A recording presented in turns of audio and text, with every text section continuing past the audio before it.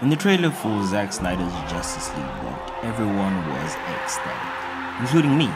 We were all ready to forget Justice League and do justice to all these characters, but if you're like me, you may have noticed that the trailer is a little square, or more specifically using the aspect ratio of 4:3. That really had me thinking about the general effect that aspect ratio and resolution has in modern entertainment.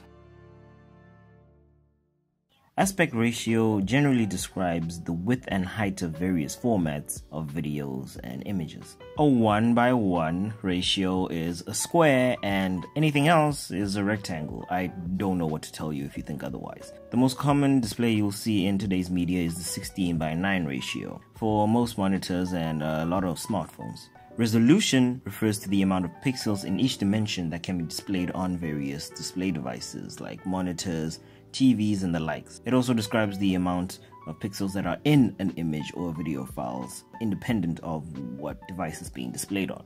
You know the memes. You got your 4K monitors, your 8K TVs, 144p quality due to bad internet on YouTube. The larger or more clear an image is, the higher the resolution it is being presented in. Obviously, with this information, you can now tell that there's a clear relationship between the two.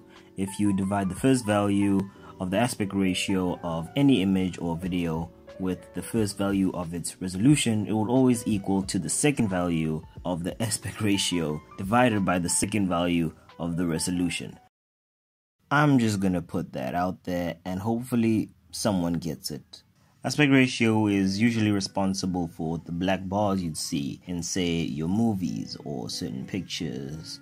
And also, usually the resolution is directly responsible for the quality of a video or an image, obviously. The most general and arguably the best example of this would be YouTube, where you can choose the quality of your videos. Of course, there are other factors that are involved in that scenario, such as internet speed and the resolution of the device. If your boy has the slowest internet speed watching YouTube on his Nokia Asher 306, then I'm not exactly going to get 1080p quality from that.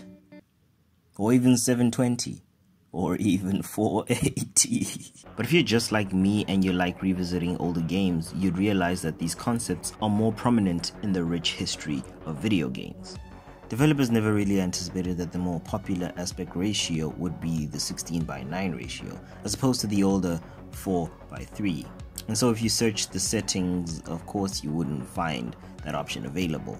Also, the hardware constraints of the past didn't allow developers to account for future technologies. I mean, there are a few exceptions that surprisingly do well in this department, but overall, most of them didn't age well. An example I can use of a game I'm playing right now is Half-Life 1, because I refused to play a sequel of the game before the games before it, except for Skyrim. When I try to change the game's resolution or aspect ratio in any capacity, I virtually break the game each time, and so sometimes it gives me a resolution that you would see in a freaking PSP or something. The game is old, there's some weird bugs, it's kinda ugly, but it's charming in its own way. Even though I don't mind the 4:3 ratio, I'd always had this subconscious thought at the back of my mind that felt as if the space on the sides was being wasted. But sometimes if there was ever an option to fit the screen, it would always look like a mess. The games were made for older displays. They'll have a hard time looking good in any new displays. And even though it sometimes feels like we've met our peak in terms of displays, technology always seems to try and evolve and make things unnecessarily better, as to try and create the best amount of immersion possible. But how much does it really matter? I mean, of course it matters to some degree, but I'm enjoying the heck out of Half-Life 1 right now. And I watched Justice League and it barely felt as if those black bars on the sides of the screen even existed. I was so immersed in the movie and what it was presenting to me that overall the product was pretty good. Sometimes the display of certain entertainment media is of course awkward due to hardware constraints, but sometimes it is the creative choice of whoever is making that product. It's pretty cool to see. Of course, I'd be lying if I didn't say that I was a little bit worried at first. The 4:3 ratio always gives off the vibe of something old. I haven't seen this ratio since watching the pregnant television at my grandmother's house. Also, a lower resolution helps in running games on potato PCs. and I cannot thank them enough for that. There are so many different types of aspect ratios and resolutions, and the stories behind them that have existed even before I existed. I think this is enough of a discussion today. Thank you for watching this video. I hope you enjoyed. Leave a like and comment if you did enjoy it, and yeah, peace.